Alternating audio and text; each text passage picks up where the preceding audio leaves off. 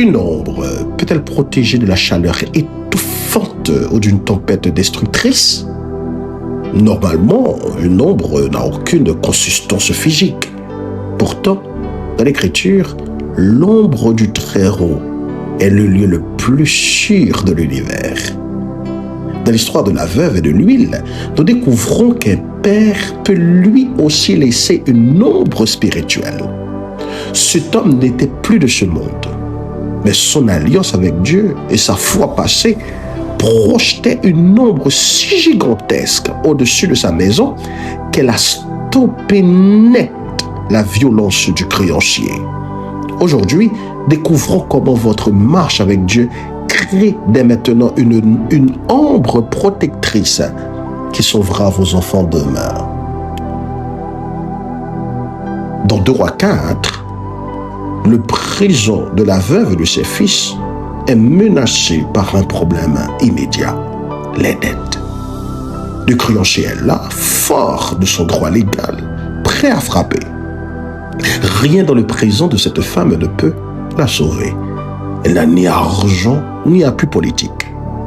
Mais alors qu'elle regarde son présent avec désespoir, le prophète Élisée tourne ses regards vers le passé de son mari.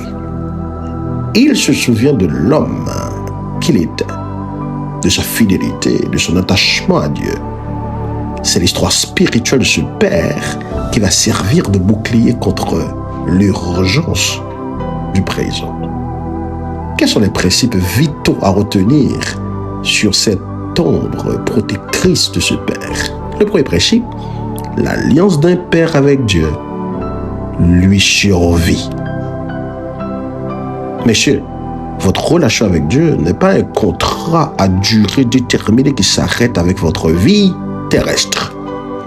C'est une alliance éternelle. Le mari de la veuve s'était attaché à l'Éternel de son vivant. Quand la crise a frappé son foyer après son départ, Dieu s'est souvenu de l'alliance.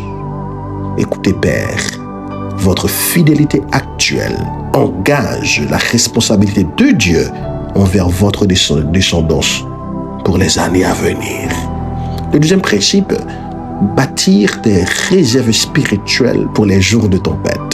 Chaque fois que vous priez dans le secret, chaque fois que vous choisissez l'intégrité plutôt que le compromis, chaque fois que vous sacrifiez votre confort pour honorer Dieu, vous faites, écoutez, un dépôt. Ces actions sont des investissements de sécurité. Vos enfants ne comprennent peut-être pas tout aujourd'hui, mais ces réserves de grâce s'activeront pile au moment où ils feront face à leurs propres géants. Le troisième principe, la justice d'un père est enregistrée à perpétuité. Alléluia! Le monde oublie vite les hommes après leur départ, mais Dieu n'oublie jamais les justes. Le nom de ce père était enregistré dans les archives célestes comme un serviteur fidèle et intègre. Cette justice passée est devenue l'avocat du présent pour sa famille. Ne sous-estimez jamais, messieurs, le poids éternel de votre obéissance et de votre intégrité aujourd'hui. Elle trace votre obéissance, la frontière que l'ennemi ne pourra pas franchir demain. À la veille de la fête des pères, prenez un instant pour évaluer l'impact de nos choix. Les décisions spirituelles, écoutez, morales et financières que vous prenez aujourd'hui, sont-elles en train de bâtir un abri sécurisé ou au contraire, laissent-elles vos enfants exposés aux tempêtes du monde? Deuxièmement, quand vos enfants feront face à l'adversité dans le futur, pourront-ils s'appuyer sur l'historique spirituel et les fondations chrétiennes que vous construisez en ce moment même? La décision à prendre aujourd'hui, messieurs, est d'élever notre niveau de responsabilité spirituelle. Il faut réaliser que votre marche quotidienne avec Dieu n'engage pas que votre propre salut, mais la sécurité de votre maison.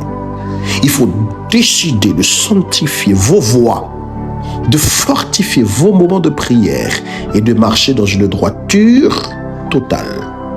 Écoutez, le corps de ce père était dans la tombe, mais sa foi était debout devant le trône pour défendre ses fils et sa femme.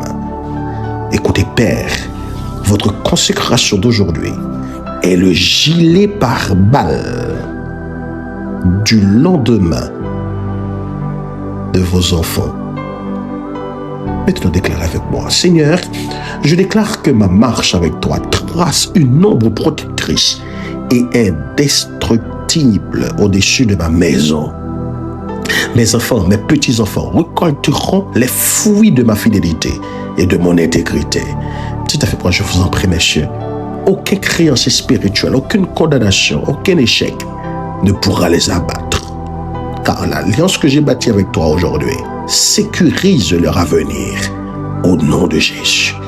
Oh mes frères, merci d'avoir suivi ce dernier numéro. Devenez un canal de bénédiction pour un autre papa en likant la vidéo, en laissant un avis en commentaire ou en partageant dans vos cercles d'influence.